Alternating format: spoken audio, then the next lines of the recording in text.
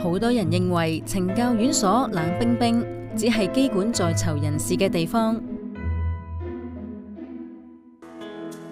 但其實懲教署人員一直不斷努力優化部門各種工作，為在囚人士提供一個更人性化嘅環境，幫助佢哋重獲新生。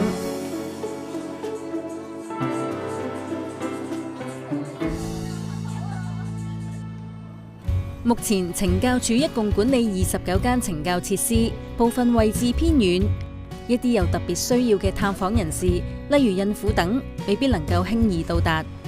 其實我哋旺角輔導中心咧，建設一個視像探訪目的咧，就希望在囚人士屋企人啦，同在囚人士進行探訪嘅時候咧，就可以縮短咗佢哋交通時間。家人咧，其實係相當歡迎，尤其是係一啲身體殘障啦，同埋年老嘅家屬。喺高等法院羈留室咧進行嘅就係律師探訪。我哋同大部分嘅收押院所咧就已經安裝咗視像會面設施㗎啦。律師覺得方便嘅原因咧係，只要佢哋嚟到我哋嘅律師視像探訪室咧，就可以見多位嘅在囚人士嘅。咁同埋咧，我哋就有一個加密咗嘅傳真機，喺一啲法律文件上嘅往來咧就比較安心。懲教署除咗確保視像探訪過程暢順、對話內容保密外，仲利用電腦系統同科技，幫助即將獲釋嘅在囚人士尋找工作。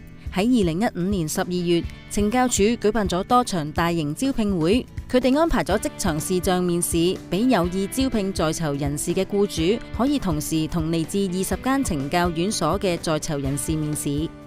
懲教署第一次用雲端嘅技術啦，咁同時需要係做10組嘅視像會面咧，實地評估啦、用量嘅分析啦，同埋一啲設備嘅配置咧，整個設計裏邊咧係需要考慮嘅。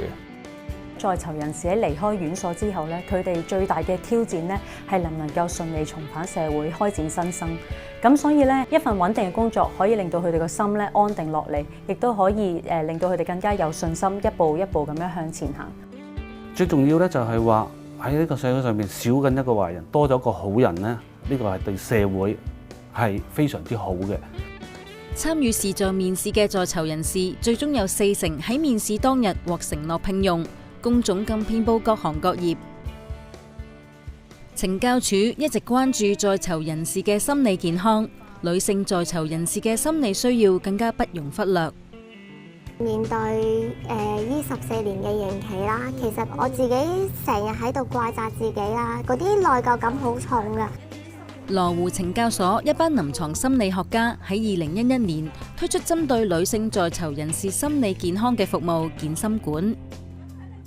女性嘅在囚人士咧係比男性嘅在囚人士咧係更多患有情緒病，咁佢哋都比男性咧更多咧係有受虐同埋受創嘅經歷，佢哋係有自殘嘅傾向。健心館嘅臨床心理學家運用正向心理學，為身心受困擾嘅在囚人士設計咗一個長達6個月嘅療程。懲教署會安排佢哋喺特定嘅囚倉一齊生活，呢度同普通囚倉好唔同。四處掛滿色彩繽紛嘅圖畫，令大家充滿正能量。將一啲有複雜心理問題嘅女仔擺埋一齊咧，其他人會覺得好似一個計時炸彈咁。咁但係呢班女仔佢哋都有相似嘅經歷，咁佢哋都好似一面鏡子咧，互相照到對方嘅情況。當佢哋覺得咧被對方明白同埋接納，佢哋就更容易去打開自己，去處理一啲咧長久積壓落嚟嘅問題。所有參加者都有一本正向日記。當中記載咗佢哋每日值得感恩嘅3件事。健心館除咗輔導參加者察覺生命中嘅正面元素外，仲會讓佢哋透過藝術創作進行心理治療，以處理情緒問題。讓我咧去分享一個女性在囚人士佢嘅生命故事啊！佢由好細個開始就俾爸爸性侵犯，佢去到青少年期間咧，佢再俾一個朋友強姦咗。咁喺治療期間咧，佢同我講咧，佢話其實天使同魔鬼咧都係佢嚇，佢好想做好嘅嘢，但係做唔到。係喺治療嘅中期咧，佢開始反思啦，佢亦都能夠用正面嘅方法咧去處理咧佢內心嘅黑暗。咁去到治療嘅尾聲，佢就畫咗第3幅畫，佢趌高睇到原來出邊咧好美好嘅。根據各項臨床科學實證所得，參加者參與治療後，無論係抑鬱、焦慮同壓力感都顯著減少。而且佢哋嘅人生觀比以前更正面。參加咗健身館啦，咁其實對我改變好大嘅。我成日將啲嘢諗到好差，我覺得我而家開始識得點樣去處理我舊有嘅問題啦。咁我亦都會開始計劃我嘅將來啦。佢哋嗰個力量咧，原來可以好大，甚至可以扭轉佢哋過去嘅不幸。咁所以咧，我哋睇到原來每個人都有強項，同埋咧幾難嘅難關咧都可以經過到嘅。懲教處咧着重懲教並重，不斷與時並進啦。通常在囚人士喺院所嘅時候咧，好多時都會失去方向或者感覺到彷徨無助嘅。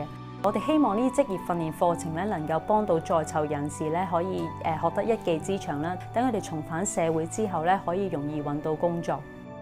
當一個人犯咗事，我哋唔係淨係要韞住佢，令個社會安全啲。